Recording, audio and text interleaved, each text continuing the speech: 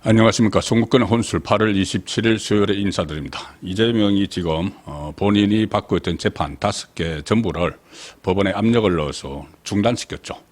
기일 추후 지정, 이런 식으로 뒤로 밀어놨는데 그 재판들의 공범들이 있습니다. 공범들은 따로 지금 재판을 받고 있는데 그 중에 공범 중에 한 명이 이재명을 정인으로 신청을 했습니다. 재판의 정인으로. 자, 이재명 재판 중단시켰지만은 별도의 갈래로 이재명 재판 리스크가 또 불거지는 그런 상황이 전개가 될 걸로 보입니다. 오늘 한 명이 이재명을 정인으로 신청을 했는데 다른 재판의 공범들도 이재명을 정인으로 신청을 하면서 그 정인으로 받아들이지 않으면은 선고를 할 수가 없다. 그래서 시간 끌기 작전을 위해서든지 아니면은 실제로 이재명을 불러내서 본인의 그 죄를 좀 반감시키려고 하는 그런 시도들이 계속 일어날 걸로 예상이 됩니다. 오늘 이재명을 정인으로 신청한 인물은 다름 아닌 이재명이 경기도지사 할 때 비서실장을 지낸 정순욱 씨입니다. 정순욱 당시 비서실장, 법인카드 유용 혐의 사건의 공범입니다. 정순욱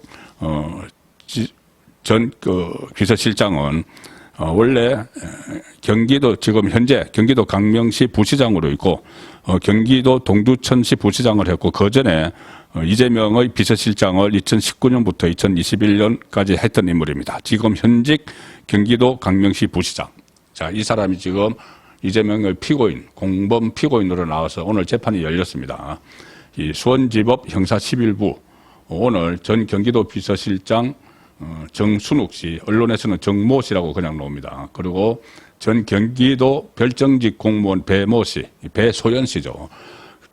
의 업무상 배임 혐의 사건 및 사건에 대해서 첫 공판 기일을 열었다.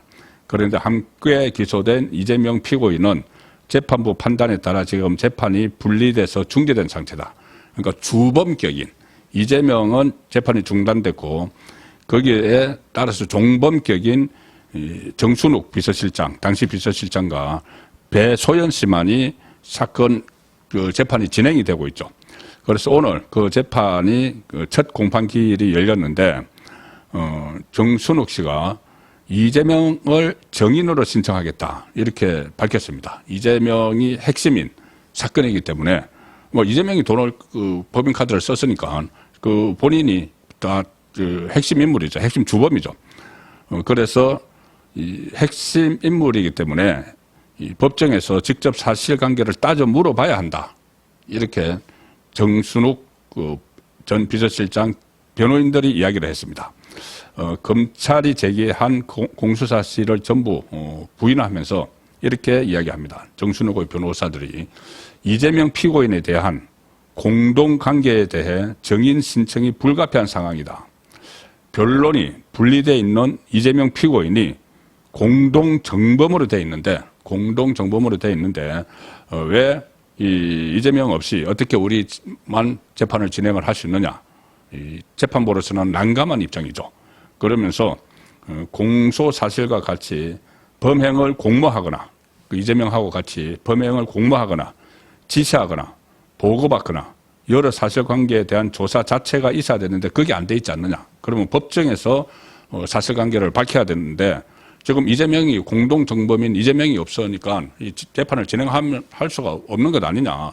그러면 이재명을 재판을 안 한다고 하더라도 이재명 공범에 대한 재판은 이재명 빠져나갔다 하더라도 정인으로 불러서 그 진술을 드려야 되지 않느냐. 우리에게 무슨 지시를 했고 비서실장에게 무슨 지시를 했고 5급 공무원 배시훈 씨에게 무슨 지시를 했고 그리고 거기에 대한 어떤 조치를 취했고 이런 것들을 정인으로 불러서 정언을 들어야 된다. 이 이야기입니다. 맞는 말이죠. 법률가가 아니더라도 이건 맞는 말이죠.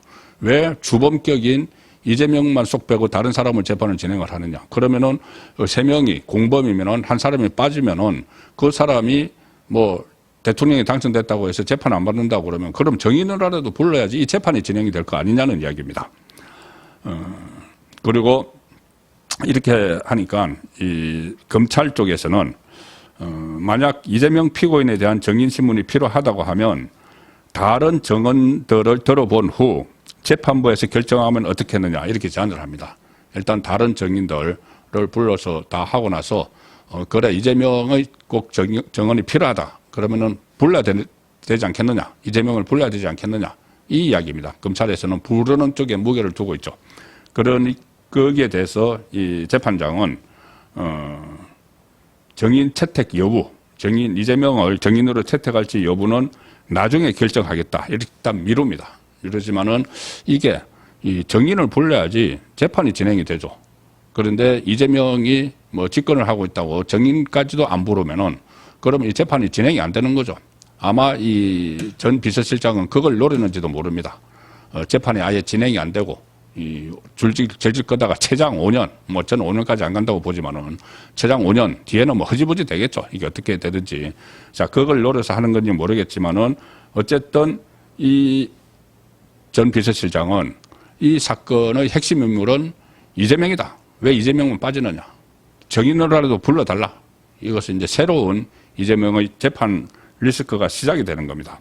이재명 혐의는 다 아시다시피 그 경기도지사 재임 시절에 김혜경 등과 함께 경기도 법인카드를 개인적으로 펑펑 썼다는 의혹이죠. 검찰에 따르면은 이재명 본인만 놓고 봐도 뭐 김혜경 다 놔두고 배소연도 지금 1억 3,739만 원 있는데 그것도 다 이재명 부부를 위해서 쓴 거죠. 그걸 놔두고 이재명만 놓고 딱 봐도 1억 653만 원을 사적으로 쓴 것으로 검찰은 기소장에 담았습니다. 이재명은 2018년 7월부터 2021년 10월까지 경기도 관용차를 개인적으로 사용하고 경기도 예산으로 자기 식사비와 과일값, 2천만 원이 넘는 과일값, 세탁비 등을 결제하는 등 일종의 뭐 잡범 비슷하죠. 총 1억 653만 원을 쓴 것으로 조사가 됐습니다. 같이 기소된 정순욱 씨와 배소연 씨 등은 이 과정에 동원된 혐의, 본인들은 이제 동원이 됐다. 이 재판에서는 동원이 됐다고 재판을 받는 겁니다. 그러면 이 동원을 한 사람이 정언을 해야죠. 재판을 안 받으면 정언이라도 해야지 동원된 사람이 어떤 처벌을 받을지를 결정을 하죠. 그래서 이 정인으로라도 나와라 이렇게 신청을 한 겁니다. 검찰은 작년 11월에 이재명을 불구속 기소하고 그 김혜경에 대해서는 이제 부부가 같이 할 수 없다 해서 기소유예 처분을 했죠. 그리고 이 지난번에 이 대선에서 당선되니까 이 재판부, 이 송병훈 수원지법 형사 11부 이거 잘 알아둬야 됩니다. 나중에 이 사람이 어떤 행태를 보일지 지켜봐야 됩니다. 다른 재판부는 4개의 재판부는 이재명 사건을 뒤로 미루면서 기일 추후 지정하면서 헌법 84조 뭐 젠중에 뭐 불소추 특권 거기에 의거해서 아주 간략하게 나중에 자기들이 빠져나갈 구멍을 만들기 위해서 그렇게 했는데 이 법인카드 유용사건 재판부는 이렇게 설명을 했습니다. 송병훈 재판장은 이재명 피고인은 2025년 6월 대통령 선거에 당선돼 대한민국 대통령으로 행정 수반인과 동시에 국가 원수로서 국가를 대표하는 지위를 가지고 있다. 피고인이 대통령으로서 헌법상 직무인 국정 운영의 계속성을 보장하기 위해 공판 기일을 추후 지정하도록 하겠다.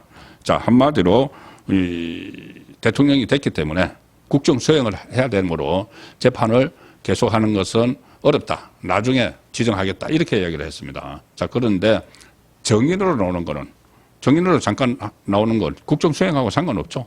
그래 오히려 이재명이 떳떳하다면은 본인이 자꾸 그런 적이 없다고 저는 무죄라고 주장하니까 그럼 이재명이 나와야 됩니다.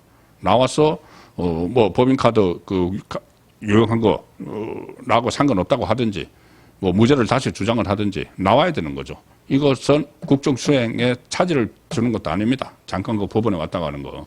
자, 그래서 이 송병훈 재판장이 이런 좀 납득하지 못할 이유로 재판을 중단시켰는데 그러면 정인 채택이라도 해야지 그나마 사법부의 권위를 살리는 길이다는 생각이 들고 지금 이 재판부는 정순욱 씨하고 배소연 씨에 대해서는 이재명과 함께 공판 기일을 추후 지정할 경우 5년 뒤에 재판이 열릴 건데 부동의하고 있는 진술 조서가 많고 이에 따른 정인들의 기억력 감소로 실체적 진실의 발견이 제대로 이루어질지 의문이다. 그래서 예정대로 재판을 진행한다고 했으면은 그러면은 5년 후에 이 두 사람에 대해서 선고가 내리기 어렵고 지금 빨리 해야 된다고 하면은 그러면은 이재명의 정언이 더욱 필요한 거죠.